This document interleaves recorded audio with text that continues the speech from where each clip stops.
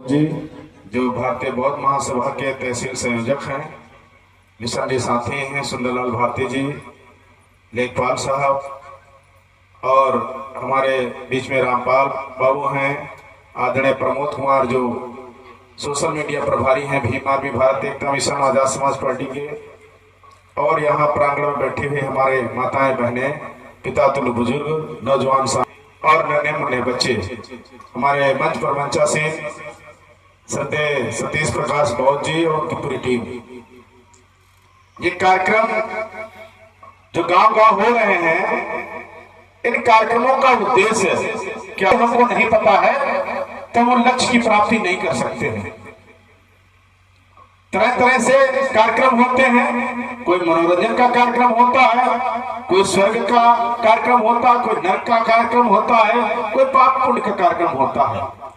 ये वर्तमान में जो महापुरुषों की गाथा, महापुरुषों का त्याग समर्पण आपके बीच में रखा जाता है गीत संगीत के माध्यम से, विचारों के माध्यम से, इसका भी क्या उद्देश्य है?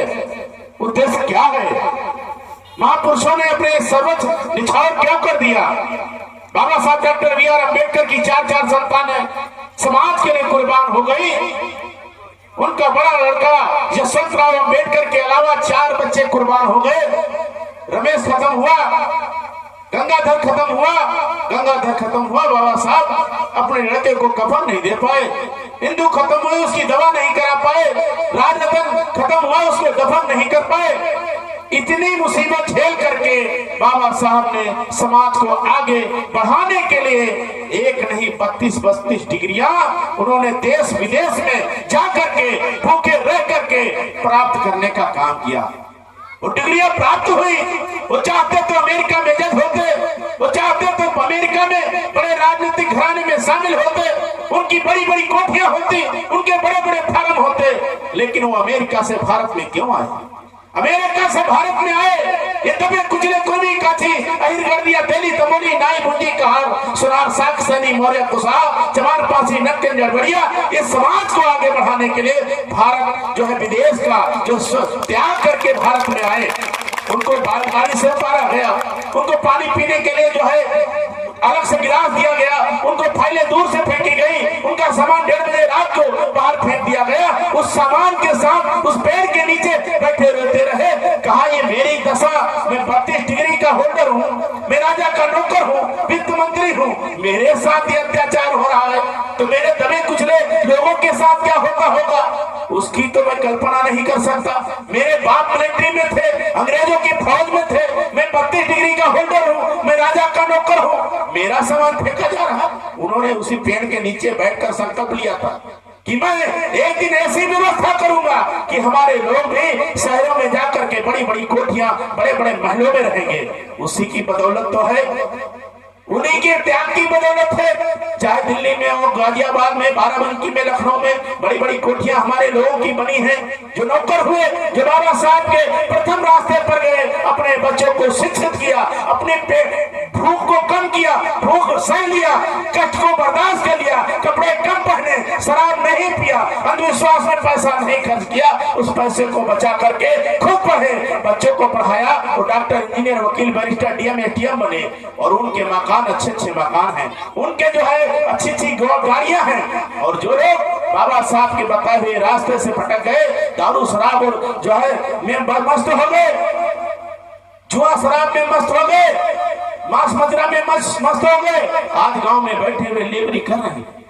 तो उनको सबके लिए रास्ता एक साथ खुला था, लेकिन हमको उस रास्ते पे चलना है। बहुत जल्द ही हमारे जो बाबा साहब के दिए अधिकार खत्म होने के कगार पर हैं। हम लोग तो मौज कर रहे हैं, लेकिन ये मौज ज्यादा दिन तक नहीं होगी। इसलिए अभी भी समय है, जब तक स्कूल के दरवाजे, जब तक कार्यालय के दरवाजे आप खुलेगा, जो है भला नहीं हुआ। इस देश में अखिलेश यादव मुख्यमंत्री होते हैं, लेकिन उनका गाय के मुंह से आवाज धुलाया जाता है, उनको टोटी चेयर कहा जाता है। राष्ट्रपति होते हैं द्रौपदी मुर्मू, उनका शुद्धिकरण कराया जाता है। राष्ट्रपति रामनाथ कोविंद को मंदिर में प्रवेश नहीं किया कराया जाता है। हमारी क्या हैसियत है, औकात है? इसीलिए बाबा साहब ने कहा आपके जीवन में 2 घंटी बजेंगी, एक स्कूल की, एक मंदिर की। अगर आपके ने स्कूल की घंटी सुन करके अपने बच्चों को स्कूल भेज दिया तो आपके घर में डॉक्टर, इंजीनियर, वकील बनेंगे और आपके साथ कोई जुल्म जाती नहीं करेगा। जो खोई हुई संपत्ति राजपाट आपको मिलेगा। सारे लोग अपने अधिकारों के लिए आपके पास आएंगे, नहीं तो हम अपने अधिकारों के लिए दूसरे के दरवाजे पर जाके गिड़गिड़ाने का काम करेंगे। बहुत बहुत धन्यवाद। आप लोगों ने बहुत संगीतमय तरीके से कार्यक्रम को सुन रहे हैं, समझ रहे हैं, अपने जीवन में उतारे, बचे हुए समय को, बचे हुए पैसे को जो है अपने बच्चों को पढ़ाने का काम करें। यही कार्यक्रम का मुख्य उद्देश्य है। इन्हीं बातों के साथ मैं अपनी वाणी को विराम देता हूं। एक बार जो कमेटी के लोगों ने ये सुंदर कार्यक्रम कराया है, इसके लिए आप समझते हैं ये कार्यक्रम ऐसे हो गया? अरे इस कार्यक्रम के लिए कितना लोगों को दौड़ना पड़ा। मैंने 3 बार एसडीएम को फोन किया, एसओ को फोन किया, सीओ को फोन किया, तब जाके ये कार्यक्रम हो रहा। वो अगर स्कूल के लिए आप मांगेंगे, नौकरी के लिए मांगेंगे तो लाठी बरसाई जाएंगे, कुंभ के मेले में जाएंगे और ग्रेजुएशन जाएंगे तो फूल बरसाए जाएंगे, क्योंकि वहां से केवल अंधभक्त पैदा होते हैं, मुक्त बधिर पैदा होते हैं। इसलिए सरकार भी चाहती है कि हमारे लोग अंधविश्वासी पैदा हो, स्कूल की तरफ न बढ़ पाए, ये अच्छी बातें सुन न पाए। पहले तो अच्छी बातें सुनने के लिए अगर सुन लिया तो कान में सीट डाला जाता था, बोल दिया तो जबान काट ली जाती थी, बैठ गए तो चूदर काट दिया जाता था। ये अधिकार जो है, ये अपराध तो कम हुए, उसके साथ साथ हमको अधिकार मिले। इसलिए आप अधिकारों की बात ना सुने तो सरकार और शासन प्रशासन भी साजिश करता है। ये सारे लोगों के लिए है, चाहे घरों में बैठे जो यादव हो, पासी हो, कुर्मी हो, सारे लोगों के लिए है। बाबा साहब ने संविधान बनाया, इसलिए इंदिरा गांधी ने कहा बाबा साहब न होते मुझ जैसी महिला को प्रधानमंत्री बनने का अवसर प्राप्त न होता। तो इंदिरा गांधी के लिए भी धन्यवाद ज्ञापित करने के लिए जो है बाबा साहब के लिए शब्द नहीं थे। ऐसी बातें हमारे महापुरुषों के लिए कहकर गए। हमको भी अपने महापुरुषों के बताए हुए रास्ते पर चलने की जरूरत है। बहुत बहुत धन्यवाद। जय भीम, जय भारत।